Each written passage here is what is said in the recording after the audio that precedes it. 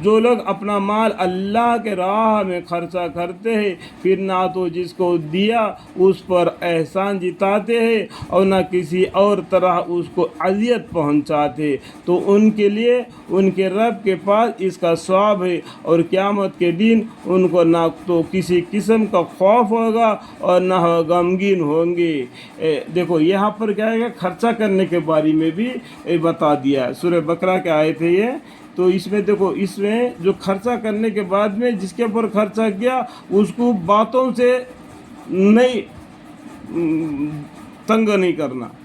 مطلب کیا ہے، دیکھو جو لوگ اپنا مال اللہ کے راہ میں خرچہ کرتے ہیں پھر نہ تو جس کو وہاں اس پر احسان جتلاتے، جس کو دیا ہے اس کے اوپر احسان نہیں جتانا، اور نہ کسی اور طرح اس کو اذیت پہنچا دے، اور کسی طریقے سے جس کو تکلیف پہنچا دے جس کو تو نے صدقہ دیا، سمجھ گیا؟ تو ان کے لیے ان کے رب کے پاس اس کا ثواب ہے، اور قیامت کے دن ان کو نہ تو کسی قسم کا خوف ہوگا اور نہ غمگین ہوں گے۔ دیکھو یہ قرآن کریم میں بھی ایک جگہ پر لکھا ہوا ہے، نیکی کرو اور بوڑی میں ڈالو، اس کو بھول جاؤ۔ نیکی کرو اور اس کو احسان جتلانا، اس کو تنگ کرنا، ایسا کرو گے تو نیکی برباد ہو جائے گا۔ اس کا مطلب کیا ہے، نیکی کرو اور بوڑی میں ڈال دو، اس کو بھول جاؤ۔ جس دن اللہ تعالیٰ تم کو ضرورت پڑے گا وہ تم کو پہنچا دے گا۔ سمجھ میں آ گیا؟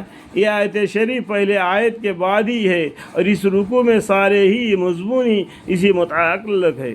اللہ کے راستے میں خرچہ کرنے کا ترغیب اور احسان جتانا کر اس کو برباد نہ کرنے پر تنبیہ ہے، اور کسی اور طرح اذیت پہنچانے کا یہ مطلب ہے کہ اپنے اس احسان کے وجہ سے اس کے ساتھ حقارت کا برتاؤ کرے، غلط طریقے سے اس کو برتاؤ کرنا، جس کو خیرات دیا اس کو ذلیل سمجھنے۔ حضور اقدس صلی اللہ علیہ وسلم کا ارشاد ہے کہ چند آدمی جنت میں داخل نہ ہوں گے، ان سے ایک وہ شخص ہے جو اپنے دیے ہوئے پر احسان جتائے، دوسرے وہ ہے جو والدین کے نافرمانی کرے، تیسرے وہ ہے جو شراب پیتا ہو رہتا ہو، اور وغیرہ وغیرہ۔ امام غزالی رحمۃ اللہ علیہ نے احیاء میں صدقہ کے آداب میں لکھا ہے کہ اس امن اور اعضائی سے بریاد نہ کرے۔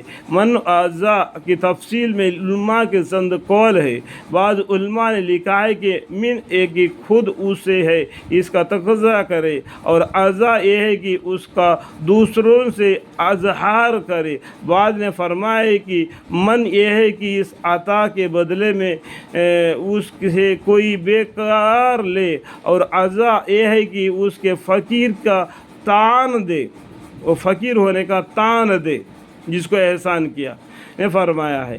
من یہ ہے کہ اس عطا کی وجہ سے اپنی برتری اس پر ظاہری کرے، اور اعضاء یہ ہے کہ اس کا سوال کی وجہ سے جھڑے کہ امام غزالی رحمت جھڑکے، اور امام غزالی رحمۃ اللہ علیہ فرماتے ہیں کہ اصل من یہ ہے کہ اپنے دل میں اپنا اس پر احسان سمجھے، اس کے وجہ سے پھر عمر بالا ظاہر ہوتے ہیں۔ حالانکہ اس فقیر کا اپنے اوپر احسان سمجھنا چاہیے کہ اس نے اللہ جل شانہ کے حق میں حق اس کے قبول کر کے اس کو بری تری الزام بنا دیا، اور اس کے مال کے پاک کے سبب بنا، اور جہنم کے عذاب سے جو زکوٰۃ کے روکنے کے وجہ سے ہوتا نجات دلائی۔ مشہور محدث امام شعبی رحمۃ اللہ علیہ فرماتے ہیں کہ جو شخص اپنے آپ کو ثواب کا اس زیادہ محتاج نہ سمجھے جتنا فقیر کو اپنے صدقہ کے محتاج سمجھتا ہے، اس نے اپنے صدقہ کو ضائع کر دیا، اور وہ صدقہ اس کے منہ پر مار دیا جاتا ہے۔ اللہم اغفر۔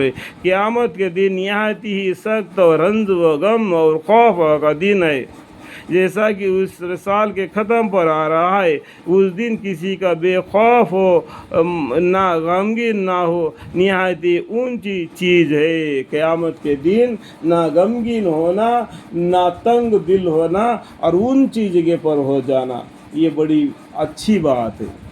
سمجھ میں آیا؟ اللہ مغفر لی